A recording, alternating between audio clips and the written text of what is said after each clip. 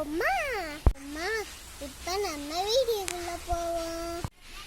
ஒரு துண்டு இஞ்சி, ஒரு துண்டு கொஞ்சம் தேன். நான் இப்போ இஞ்சி சாறு எடுக்க போறேன். நான் இப்போ இஞ்சி சாறு எடுத்துட்டேன்.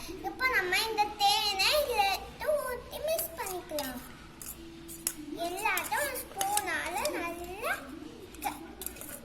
எடுத்து விட்டாங்க. அது நல்லா கலக்கி விட்டாங்க ஸ்பூனால. ஃப்ரெண்ட்ஸ், இது அம்மாவுக்கு நான் இதை கொடுக்க போறேன்.